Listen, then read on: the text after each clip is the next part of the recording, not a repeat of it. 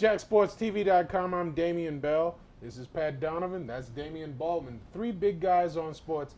We're here to talk the NFL and the Tampa Bay Buccaneers. You've heard us talk on and on and on about how we love the NFL, and now that it's here, the Bucs are 2-0 to start off with it, and nobody could believe it, but here they are, and here we are.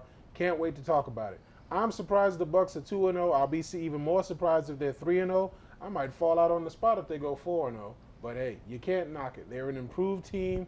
They're trying to show everybody they're for real, and we got these guys to help me talk about it. What do you guys think about it? You know what? I can't believe the Buccaneers are 2-0. If you'd have told me the Bucs would be 2-0 heading into the season, I would have told you you'd be crazy. But you know what? They've done it, and I'd really like to find all those people who told me Raheem Morris is a terrible head coach. Raheem Morris has no idea what he's doing. How do you take a defensive backs coach and make him into a head coach without any kind of experience as a coordinator? They forget about John Harbaugh doing it in Baltimore and taking that team to the AFC Championship game. Well, guess what? It can happen. I'm not saying the Bucs are going to be in the NFC Championship game this year, but Raheem Morris is starting to show you that he's not the moron you thought he was, or at least maybe you thought he was, and probably won't admit it now. But I'll tell you what, the other thing that's got me a little bit frustrated here, you get to a 2-0 start for this team, and all of a sudden we learn that Tenard Jackson is a complete moron. And let's be honest, that's all you can say about the guy at this point. What a stupid move. He let so many people down. He has screwed this team, and this team is not as good on defense or even close without the talents of Tenard Jackson, and it's unfortunate, and I'm sad for the kid, but how can you be dumb enough to get caught again after you've already been suspended for 4 games just last year? People want to speculate whether it was marijuana or something else. I don't really give a damn what it was. The fact is he got caught again, tested positive again, and this Buccaneer team is going to hurt for it all the way down through the rest of the season. You know, Patrick, you're absolutely correct. And you know, they say in the NFL that there is no one man bigger than the team or bigger than the league. And this Tampa 2 defense, hybrid that it is, this Tampa 2 defense is dependent upon strong, fast, hard-hitting safeties. And take that cog out of the machine, and unfortunately, you've compromised your entire defensive scheme. And I'm pretty sure it's got the defensive backs coaches as well as Raheem Morris going back to the drawing board. How are we going to make up? How are we going to overcome this compromise? So Saturday's or Sunday's game should be very, very interesting from a defensive standpoint. Well, I'll tell you, ever since training camp started and even in the OTAs, the one thing that I noticed the Bucs did do is they've invested a lot of time in having depth at the safety position because they knew they weren't happy with Sabby Piscitelli. They weren't sure where Tenard was going, and I had a feeling they knew that he'd be going for a downfall again because they brought in Corey Lynch, the gentleman that's going to start this weekend. He's a rookie draft pick. They brought in Sean Jones from the Eagles. A number of guys just at the safety position, and when you look through their draft history, they'd always draft at least 2 safeties, if not more, to bolster that position. So, you know, you kind of knew that Raheem and company knew that if the Tampa defense was going to grow or get powerful, it would have to do it from the back to the front. Well, I'm sorry. I just wanted to say 4 words that I haven't heard in a long time. Tremendous Tampa Bay rush defense, pass rush defense. We haven't seen that in what, several years?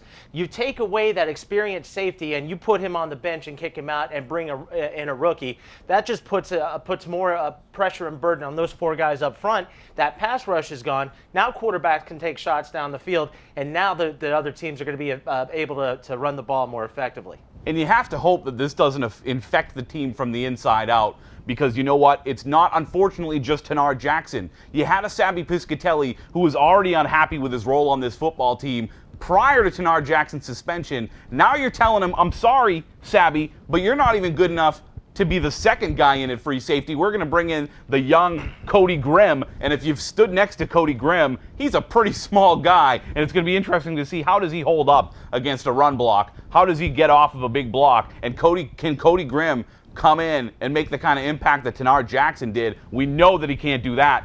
Can he even come in and be not bad? Because if he's bad and he's getting beat over the top the way Sabby Piscitelli has the last couple of years, this is a defense that just went from a lot better than we thought they were to probably right back where they were before the Tenard Jackson suspension, or after last year. With all the attention being given to the defense just from us talking, people forget that it's the offense that's making 2 touchdowns a game actually stand up. And doing it against Carolina and Cleveland might not have everybody jumping up and down.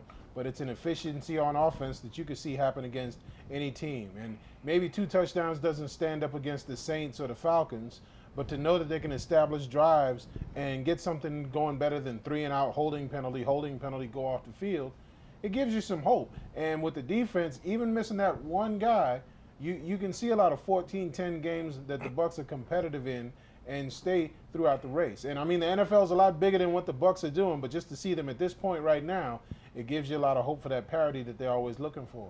I just want to give you 2 words about offense. Josh Freeman. I cannot talk about this kid enough. Did an incredible job, made great decisions, did not hold on to the football. He knew when to let it go. He knew when to run out when a play went down, but he also knew when to make up yards. He managed the game, no interceptions, 2 great touchdown passes. And what about Mike Williams, by the way? Yeah, Mike Williams has been unbelievable so far as a rookie wide receiver. You know, wide receivers often take some time to really make their mark in the NFL, and rookie wide receivers usually struggle, and Mike Williams has been very good. He has some things to learn. He can definitely become a better route runner, but I had made this prediction a few weeks back, and I think it's going to hold. I think by midway through the season, I believe people are already talking about whether or not Mike Williams is on the way to being the best wide receiver the Tampa Bay Bucs have ever had, let alone for this season. So he's certainly got a bright future, and I'll tell you what, you talk about Josh Freeman. Josh Freeman is a guy that people jumped on just as quick as they did Raheem Morris. They said, you know what? I can't believe we moved up in the draft for this kid. Look at how many interceptions he's throwing. And he's shown, not just on the field, but off the field of play, that he is a leader and a good football player. Because you know what? Earlier this offseason, before he was made to do anything, he had receivers coming in early to work with him early. He had guys getting together and going on vacation together and building a camaraderie and building a chemistry that they would need thanks to the injury that he had. He missed half the preseason, and they have a chemistry because he brought guys together to do what he wanted to do prior to when he had to do it. He did it on his own. He showed he was a leader. Now he's shown he's a hell of a football player. And I'll tell you what, I'm very impressed with Josh Freeman. If you want to be impressed, grab a ticket stub. Get over to Vegas Showgirls because you get in for free with a ticket stub to any sporting event. We'll be back. This is Jack Sports TV. I'm Pat Donovan for Damian Baldwin and Damian Bell. We'll see you next time.